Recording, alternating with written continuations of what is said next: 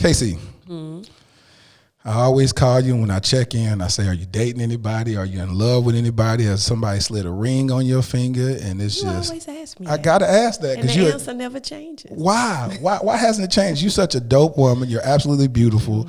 You're upwardly mobile. You're just a dope chick. Why is it that, I'm just going to ask you, do you want to get married? You want a yes or no? I want however you want to say it. It could be no, but, yes, but. I don't think so. Really? I don't think it's a want. I'm on a journey to discover, uncover, and recover love. Now, as a national playwright, I've penned dozens of shows about relationships. As a filmmaker, I've documented the most beautiful committal of lovers at weddings. And as a divorcee, I know firsthand the brevity of marriage and the pain of its loss. I'm Laterra Whitfield, and welcome to the Dear Future Wifey podcast.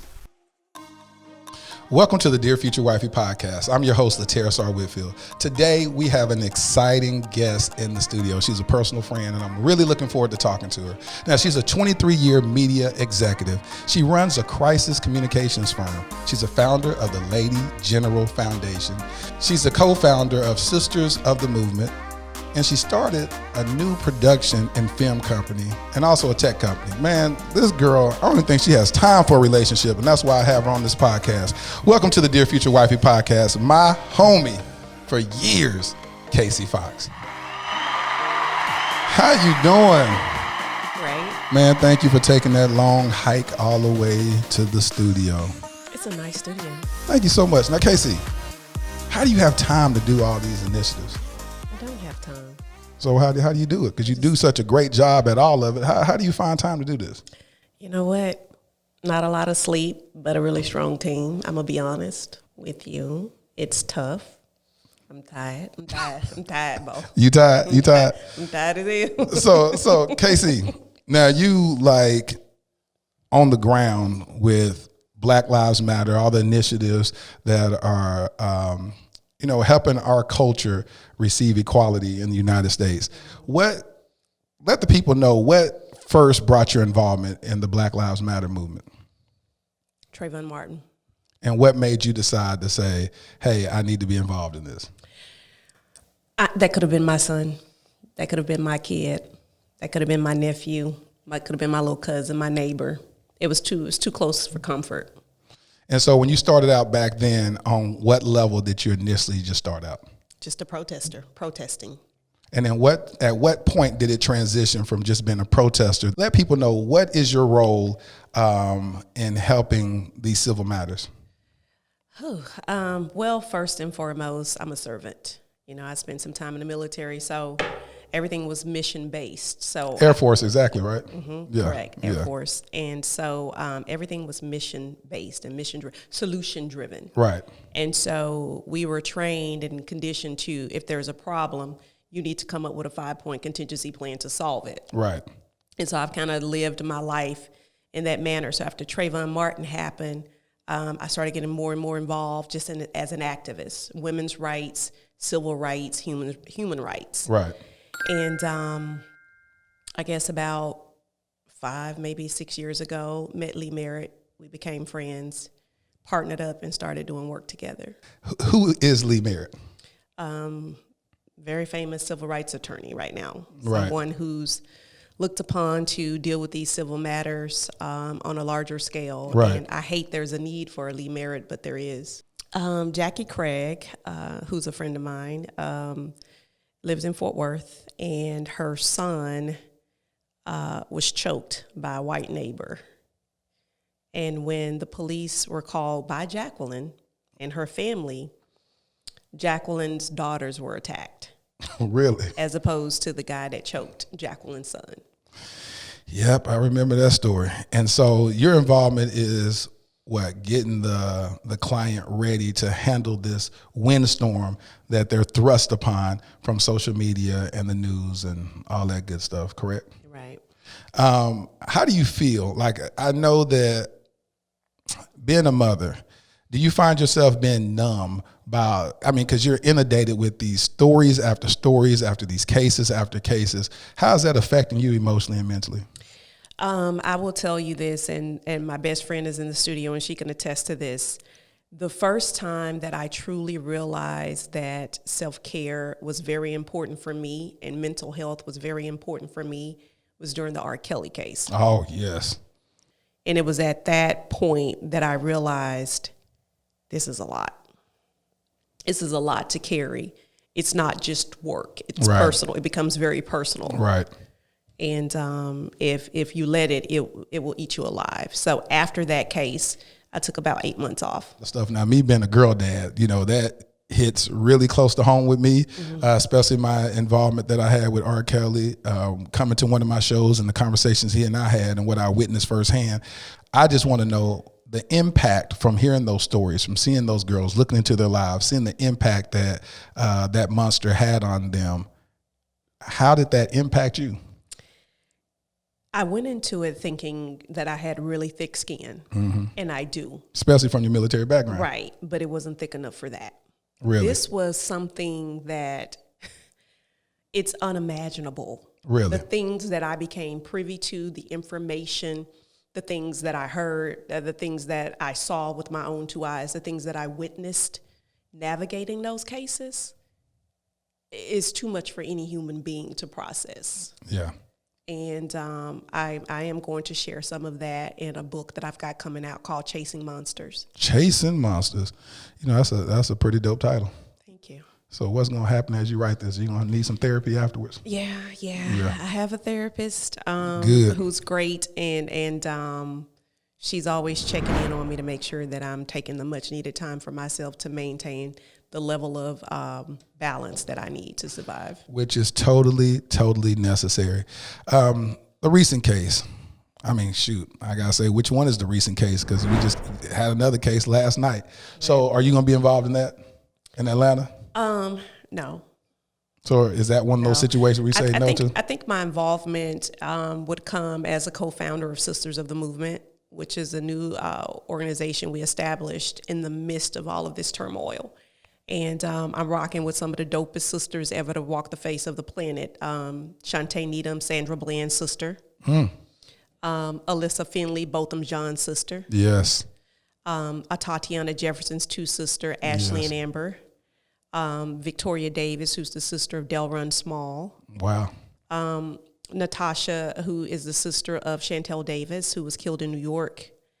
And and we still have additional sisters reaching out to us. So what's the initiative? You got these powerful sisters together that underwent some of the most tragic pain of loss. So what is the initiative? Chase Monsters. So y'all not going to stop until y'all catch every monster in the United States, huh? Correct, through federal legislation. And then we have an educational component to the organization that focuses on educating the youth. Because what I found is I've been on the front lines of some of these protests. And I'm going to be honest with you, these millennials, they about that life. They are. And, they ride or die, ain't they? They are, but they do need guidance. 100%. So they know what they want to do, but they need direction on how to implement. So we'll be holding forums to teach how to effectively launch a boycott, how to effectively demonstrate publicly and mentally. You can protest mentally as well. So we'll be taking them through those different things and lessons and just moving the narrative in the right direction. Touch on that. You said protest mentally. What does that look like? Well, right now we're pushing federal legislation. And we're supported by Rock Nation. Yes. Team Rock. So there's a lot of work going on as far as pushing federal legislation. So we're really excited about that. Today's Sunday. Thursday, we did a sit-down interview with the Today Show. Yeah. That's going to air on this Friday, and the world will hear about this 5-point legislation plan that we're pushing. God, Casey, I'm so proud of you. Thank you. Like, you out here grinding in these streets, like, for real. When did this call happen? Like, what made you transition and say, okay, I know I'm working for this major telecommunications company. I see what happened with Trayvon Martin. I see these offenses and murders that's taking place from the police. But I have to just shift and cause a total shift in my career and start pushing a whole nother initiative. You know what? It kind of goes hand in hand because I took some time off from mainstream media and went into the military. So it was in the military that I was a part of a law enforcement unit. So those leadership skills mixed with my ability to communicate. And then I was hurt. I took an injury on my deployment in 2007. So I had to go do another job. My commander told me, you can go home or you can do another job. Well, no, talk about the injury. We talked about that. What happened? Because you if it came a little bit more feet over, you wouldn't be here right now. So we got to give God some glory for that. Absolutely, what happened? Absolutely. I wish I had this, like I was up on the top of an Up Armor Humvee and dot, dot, dot, dot. But it was none of that. I was just trying to go to the restroom. Yep. While I was in there. The location, we were in northern Iraq. And so we already knew there was intel that there were rockets being launched from a riverbed that was about 200 clicks away from our FOB. Or our base. And we were trained to hear the thump and the thud, the sound. So I heard that. So I knew it was going to impact. And just didn't know where. Just didn't know where, but trained to kind of know how many meters that impact may take place. I was an instructor on the state side, so I taught these type of courses. Wow. Right. So I braced myself for the impact, and it actually hit the restroom that I was in. And so... that was a night that I will never forget. So, and you survived that. I absolutely did, like the soldier that I am. When I tell you, if y'all don't believe God is real, let me tell you something.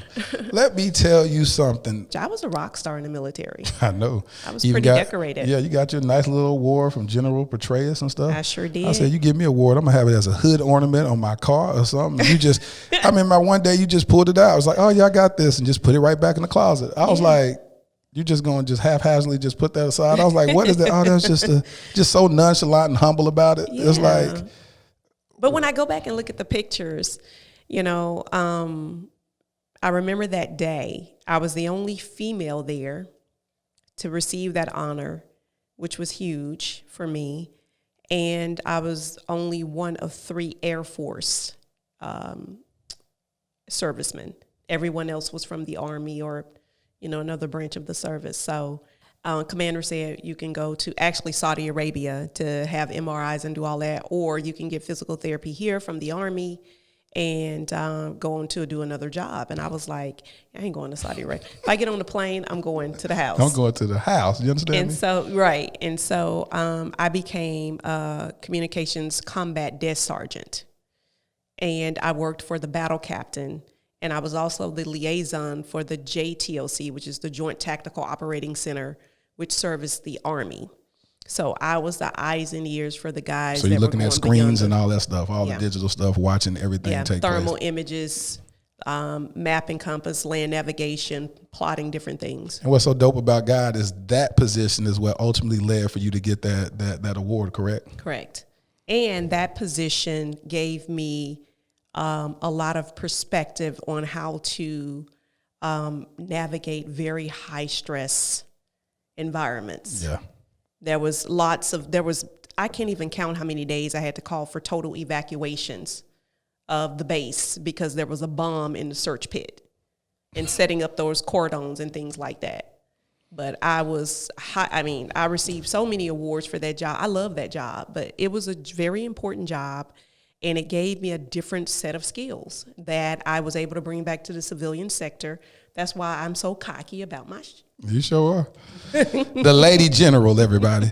So, and that's dope how you brought your military background to this female leadership program that you have. Tell us a little bit about that. So I founded the Lady, and this is how God's timing is everything. Before I ever got deployed and went to the military, I knew I wanted to start a nonprofit of some sort. Right. But for whatever reason, it just wasn't coming together for me because it wasn't the time. Right. God needed me to navigate some other stuff first. And so when I came back, there's a friend of mine who lives in Austin actually gave me the name The Lady General. That wasn't even going to be the name of the foundation. She called me that one day in a radio interview. She was like, you just don't look like you tote big guns. And you don't. And so she was like, you're a lady, but you just like, and that's how I came up with that. I was like, that's it. That's the name of the foundation. And so the Lady General Foundation was formed in 2016. It's been rocking ever since. We have a couple of flagship programs that I put my heart and sweat into, along with my team. And we teach 13 core courses every summer at a summer camp, a 3-day intensive. And it's all based upon military mindset. And you're teaching how to apply that. What age group? 9 to 17. 9 to 17. What made you go so young at 9? Because I feel that 9 is the perfect age to where they know enough to understand, but they don't know too much to think they know more than you. Very good. There it is. So I know in those classes, you actually see a big difference between a 9-year-old and a 17-year-old. Absolutely. trying to get some knowledge into their head. Mm-hmm. So what we do to compensate for that is that the teams are broken up to Alpha, Bravo, Charlie. And Alpha is going to be that younger group, 9 to 11, and then 11 to 15, and then 16 and 17 are on Charlie. And so I take the exact same subject matter and I feed it to them appropriate for their age Right. group. Casey, I always call you when I check in. I say, are you dating anybody? Are you in love with anybody? Has somebody slid a ring on your finger? And it's You just, always ask me I that. got to ask that. And the you answer never changes. Why? Why hasn't it changed? You're such a dope woman. You're absolutely beautiful. You're upwardly mobile. You're just a dope chick. Why is it that, I'm just going to ask you, do you want to get married? You want a yes or no? I want however you want to say it. It could be no, but, yes, but. I don't think so. Really? I don't think it's a want, but I'm not opposed to it. Never been married before. Have you ever been close? Yeah, I've been engaged twice. And how long ago? 8 years, 8 or more years ago. 8 years ago. Have you been in any serious relationships in the past 8 years? Serious relationships? No. Okay. So 8 years, and you said that it's not a want, but you're open to it. Correct. So explain that. I think that I would be okay if I didn't get married, but I'm not going to, I don't fear it, or I don't think it's taboo or anything like that. I think it's a beautiful situation. I think it's a beautiful scenario. I do. I think marriages are beautiful, especially when they're between the right two individuals. 100%. Some of my friends say that I'm unrealistic. Why? In my thought processes. I don't know. I really believe in true love. So what's unrealistic about that? How do you believe the manifestation of true love will come to you? I do believe that there is such thing as a perfect mate. For you. Mm-hmm. And what does that look like? Someone that is very connected to my soul. I feel like that there is a such thing as a soulmate. Because like I said, my best friend, she's here in the studio. Yeah. And I'm happy I can't see her eyes because she's probably giving me the evil eye. You ask her, she'll tell you that I'm afraid of commitment. Yeah, that's what I think. Yeah. No, I don't think that's it. How? I think if it's with the right guy that I wouldn't have. But how would it ever be the right guy if you're just not available for it? Like, you're not even open to it.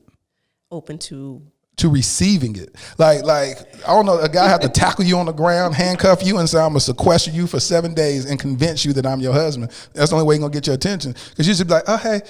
It's like, but see, that's the thing. My husband, he would never approach me. I'm going to approach him. I believe that. I believe that should I finally connect with my husband, I may already have. I don't know. But once I realize that I've connected with him, I'm going to be the one to make that union happen. Really? So you're going to be the one to get on your knees and propose? Hell no. I ain't say that. You going to get on your knees and propose, Casey? Negative. But so what does that look like, letting him know that you're going to say, hey, I'm open to you, pursue me? I think that, okay, so I think this is a loaded question, but I'm willing to unpack some of it. This is Dear Future Wifey Podcast. I'm willing to unpack to a certain extent. Okay, let's talk. Here's what I truly believe. I believe that the number one obstacle is me just even having time to even think about a relationship. Right. I think that's the first thing. I'm in my way there, but I'm happy being in my way there. I'm not interested in that at this point. But I think once, because I'm a go-getter, I think once I'm ready to receive that, I'll probably be able to see some things that I can't see right now. So are you more like what women face with dudes, where you have in your mind certain things you want to accomplish before you even open your mind up to receive love? Because you hear that a lot from a lot of men. They're like, well, right now I'm trying to get this. I'm trying to get here. I want to have this kind of money. I want to do all this. You're successful. So what is it that you feel that is lacking or that you need to accomplish in order to then get to the point where you're entertaining this love? I just feel like, and I have thought about it, like over the last 3 or 4 years. I just truly 3 or 4 years. Yes. Okay. I truly believe that right now, for the majority of the men that I would attract, I may be a bit much for them. Why? Because you so like... I'm just not that available. And that's unfair to someone who's trying to get to know somebody. So once you find somebody you like, you don't think you'll compromise and create more availability? Perhaps. She said perhaps. Casey, you just ain't having it, are you? So tell me what, a lot of guys approach you, right? Yeah. They approach you face-to-face, DMs, both, all of the above? All of the above. And what do? Do you even give your phone number out? You won't even get your phone number out? No. Okay. So I'll share a quick story. Thank you. God dang it. See, listen, KC, here on the Dear Future Wifey podcast, we have this motto of being lit. That's living intentionally and transparently. And so I didn't have you take the oath that you're gonna be lit. So this is what all this is about, and you're just kind of falling into the spirit of the show. Okay. So I'm tell us having a good time. Okay, so I met this guy who is extremely interesting in a good way. And I enjoy, we don't talk a lot, but the times we do talk, I enjoy very much. They're usually short conversations, but fulfilling. But every time he goes to ask me out, I'm out. So you run when he asks you, when he asks you out. I decline. You decline. Mm-hmm. Why is that? Nice guy, right? Mm-hmm. Just won't give him a date? You never been on one date with him? Not a one date. And you be available just sitting at home? Well, no, I'm going to have to make the time, but it's possible. I can make a time for a date at least once, right? Yeah. I'm not going to say that I'm running 24 hours around the clock, maybe 18, but there's still a few hours left that I can go on a date, but I just choose not to. And why? Why is that, Casey? I just don't feel like, why? Why should I? You don't see, like, you don't, because you're a loving person. Like, you act like a thug sometimes, but you're a loving person. Once you get to know you and get behind that brick wall, you like, wow, this girl has feelings. She has a heart. She's sweet. She has a heart. Yeah, she has a heart. Like the Tin Man. Yeah. So what is that? Is it because it's this Tin Man persona where you just don't want to let anybody in out of fear of what? Being disappointed, being hurt? I think at the point that I'm at in my life, right? First of all, I'm a very isolated person in general. A lot of people would probably never believe that, but I'm extremely, like, my friends have to do wellness checks on me because I'll disappear for 2 or 3 days. Wow. Yeah, I'm a loner. And so when you're disappearing, what are you doing? I'm an introvert. So you're just sitting at home, just... Most of the time I'm writing or I read a lot. And plus you're working on your book, right? Mm-hmm. Yeah, 2 books, working on 2 books. So yeah, when you from one writer to the next, you got to isolate when you start writing. But just... I really enjoy being by myself. So would it annoy you to have a man in your presence, like to be in your, like if you got with a guy and he was around, are you the type to be like, I need a break, I need to have some me time? And this is unfair. Let me go on and put the disclaimer out there before your male fans roast me. I would want him there when I want him there. And I realize that relationships probably aren't that way. So just to keep the peace. You would want him there when you want, so you'll be able to just like, all right, would you know that in advance, or would you be the type to be like, hey, I would like to see you today. What you doing? And then if he says, oh, shoot, I didn't even expect to hear from you today. I got plans. Would you be like, oh, really? No. You're just like, okay. Mm-hmm. And then he have to wait around till the next time. Yeah. 6, 12, 13, 15 months, whatever. She said, did you say 15? The parts, where I am in my life now as a woman, the male interaction that I crave is intellectual. Okay, that's fair. So that's why it's easy for me to deny a physical date, because what really drives me, where I need replenishing, is mental. So you don't crave physical interaction. You don't crave a hug, a touch, a kiss, a rub. You just, I'm good without that. Mm-hmm. That's sad. No, it's not. It's very sad. I know you think it's sad. You and I talked about that before. All the time. For the last 7 years we talk about it sounds sad. Because I used to think you was lying a lot. I know. I used to be like, that's not possible. You're single. That's not possible. I'm like, dude, it's emphatically possible. I just thought something. I was like, this girl got to be running the biggest game. It just don't exist. Like, why would you be like that? And then I hear your best friend over time. Yeah, that's how she is. Right. She knows. That's sad. It sounds sad, but I truly don't feel like at this point that I'm missing anything. You're at this point, so that's what I'm saying. You sound like a dude, so you're going to be about 60 years old and be like, you know what, I am kind of lonely. I'm going to need to go find somebody at the bingo But club. I don't feel lonely. I have male friends. No, I'm talking about at 60, you're going to get that. I ain't talking about now. Now you good. Because you can stay so busy that you busy yourself out of those feelings and emotions and all that type of stuff. So I understand that 100%. But when a man does that, women be like, you know, they get frustrated about it. So it's so odd to hear a woman, because women are naturally nurturers, and they're if you go ask a man, if I met a dude right now, I'd be like, hey man, I introduce myself to him. So what do you do? He's gonna talk about profession and jobs. You ask a woman, she's like, I got 3 kids, and here's some little pictures of them. No, and pull the phone not out. if it's me. Now I know with you gonna talk about profession. That's why I said you come off like a dude, like a straight up dude, a pretty dude. You know what a guy told me one time? It was hurtful. What'd he say? It's this guy that wanted to date me, and we were communicating, and he said, you know what? I finally figured it out, Fox. And I said, what's that?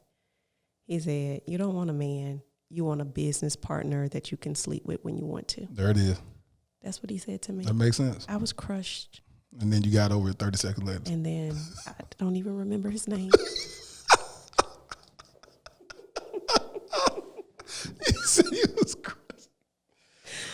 Let's see. But you know what? No, I did some in all seriousness, I did some self-reflecting on that statement. Because if you ask me right now to whiteboard out, you know, everything's a whiteboard. It's a whiteboard. To whiteboard out what I would like in a mate, that would be one thing. I would like for him to be a part of everything that I am a part of. That's good. All my businesses and everything. That's good. Right. That's a healthy relationship. Well, that's what I think. No, it is. It's just a matter of when you say that if the marriage becomes all of that and only that, it's like he's like, all right, can we just turn that off right now? I just like. But I'm more attracted to him if he is that way. Does that make sense? Like if he's completely involved, like because I'm such a loner, my mate would have the responsibility of being more than just a spouse or a fiance or a guy friend or a boyfriend. He would also have to be my best friend. Yeah. He would also have to be my business partner. That's good. My confidant, my trusted advisor, because I don't have a lot of people around me. Is he willing to be all of those things? I'm a lot of responsibility, but very low maintenance though, because I don't require a lot of what I think a lot of relationships may require from a female's perspective. I don't require a lot of time. I don't require a lot of like phone calls. I'm not into all that. If you call me, that's cool. If you don't, that's cool. Because I sure got mad at you recently because I was like, KC, and I done called you, I done sent you pictures and video of your friend Faith marrying my boy Kenny Lattimore. You ain't responding. My high school friend. Yeah, and I'm like, See, I'm all right. I'm gonna just stop calling you. I got mad. You was mad. I got mad. I said, forget Casey. And then I had to explain. I'm like, man, I'm out here hustling. I'm like, this just don't make no sense. I'm like, dog, I done called you on the phone while she was sitting there. You didn't answer. I was like, Faith, I'm finna call somebody. And then you don't answer. I was like, this is just a bad surprise. This is just terrible. She's like, who you calling? I said, KC. She said your government name. And I was like, yeah. She's like, oh. And then we started talking about that or whatnot. But KC Fox. We grew up together. Yeah, yeah. So when you look at that, when you look at your high school friend or whatever getting married and experience this wonderful love, it doesn't make you go, I kind of want that. The first time that I was engaged, she was going to be one of my bridesmaids. Yeah. So when you look back, does it back, make me kind of want that? No. You never look at people getting engaged and proposed to and be like, I kind of want that. No, I never put myself in the shoes. I appreciate that, what I'm witnessing, but my mind never goes there. My mind never goes there because I'm right now, listen, and I've told dudes this before, in the recent years. I'm like, you think you want to date me. You really don't. And that's another thing. It's like I'm sorry, my best friend. Yeah, call her name, Dr. Katrina. Give a shout out. That's Dr. Katrina. So Doc and I, and she was like, well, you could at least just go to dinner with him. Yes. And I'm like, why would I do that? And you said that before. Okay, go ahead, because this was interesting. Yeah. I said, go to dinner with a guy, at least just go break bread with him. And what was your response? I think that's unfair to him because I'm not. It wouldn't. There's nothing there. There's no benefit. There's nothing. It's like you said, the whole time in your mind, you like, this is all it's going to be, and he probably will never see me again. Right. And so you take the responsibility of saying that you just don't want to set him up for failure. Right.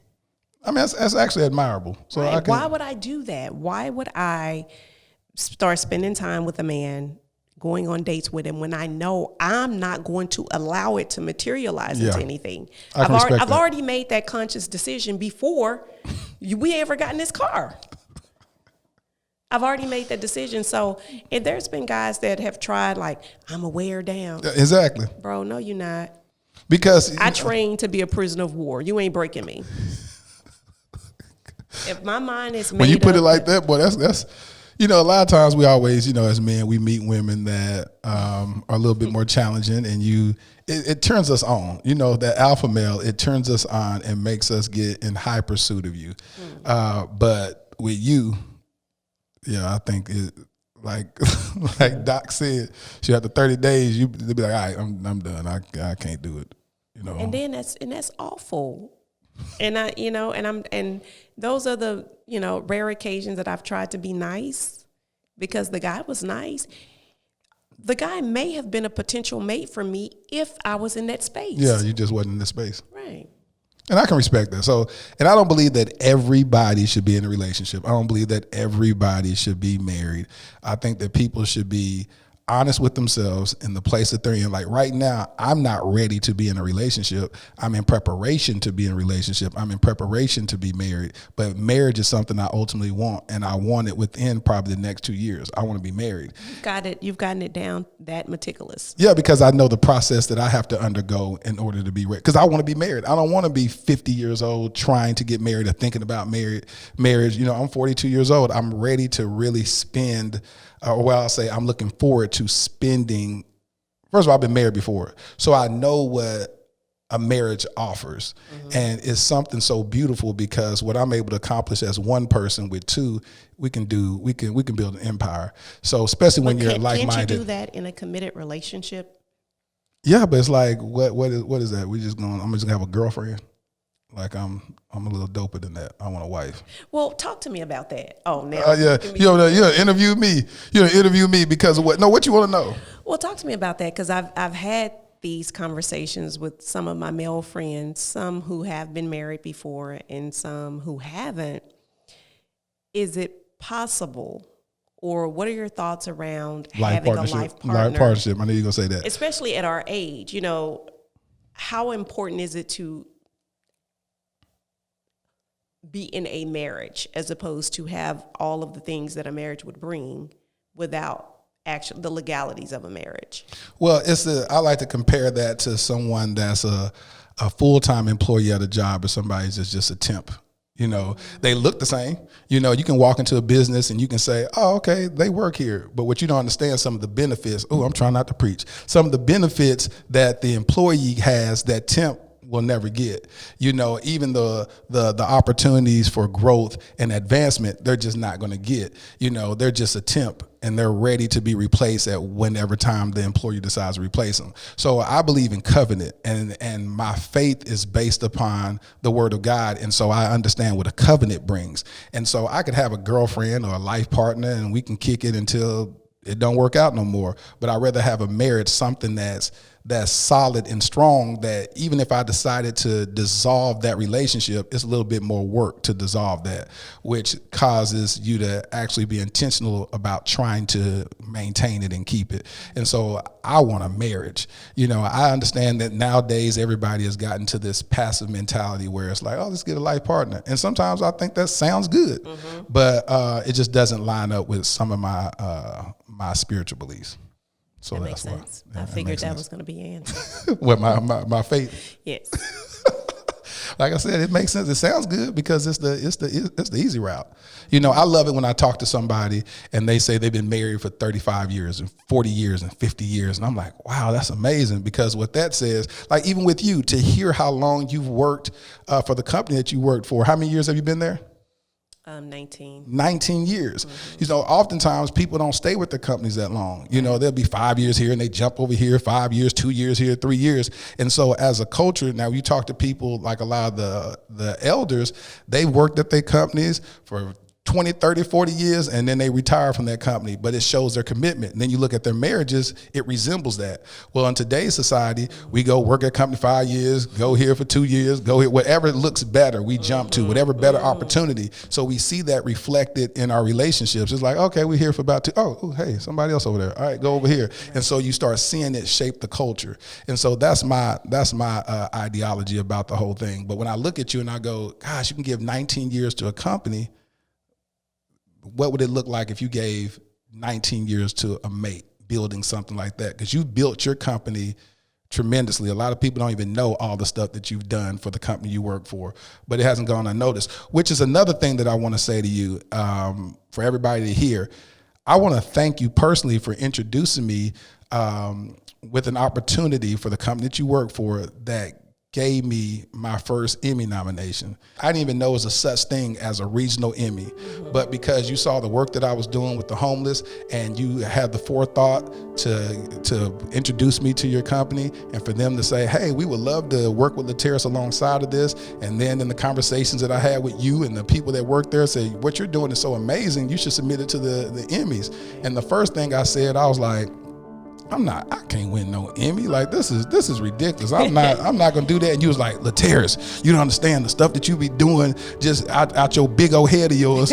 People go to school for this. People go to school, spend years in school to try to produce this stuff, and you just doing it. Trust me, you're worthy for it. And I listened to you and I was like, okay, I had to respect the fact of your years of experience outside of what and people don't understand the insecurity that I had from the production side. And I said, you know what, I'm gonna actually listen to KC. And listening to you not only gave me one Emmy nomination, but ended up giving me 2 Emmy nominations. So I want to just thank you publicly for even introducing me to that platform. So thank you. You're welcome. You're a talent like I had never seen before on the outside of the industry, or what we call new ways of doing media. What you were doing normally takes about 12 to 15 people. That's what you was telling me. And then when I walked around and started seeing what they was doing, you was introducing me to all the different departments there. I was like, oh, wow, dang, I wish I had all these people to work. Right. I'm like, this is what it takes for us to put on a 30-minute show. And you see 110 people. And my little crazy self, me and my homeboy Tony, we run around just shooting and editing and all that stuff. Yeah. So yeah, thank you for the exposure.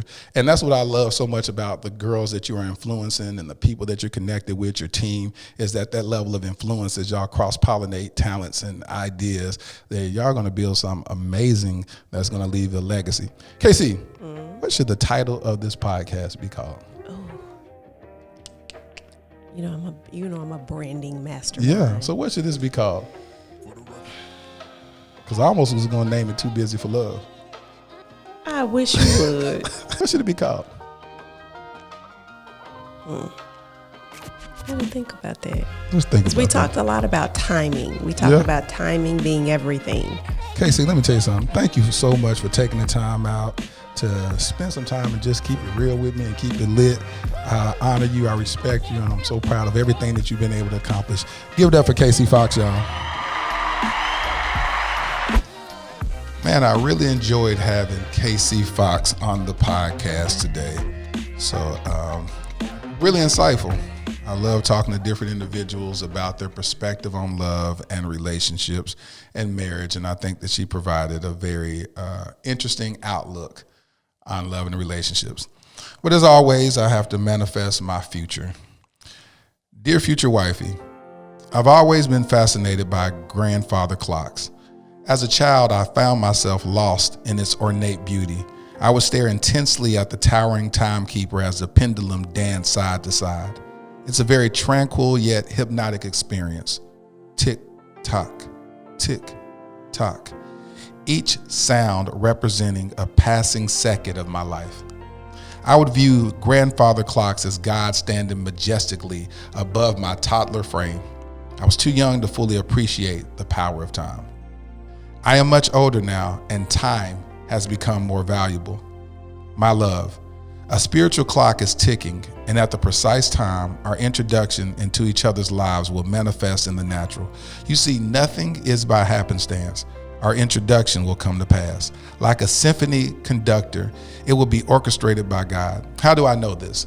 You see, the Bible declares the steps of the righteous are ordered. So how do we ensure our divine meeting? It's simple. We must seek righteousness. Timing is everything.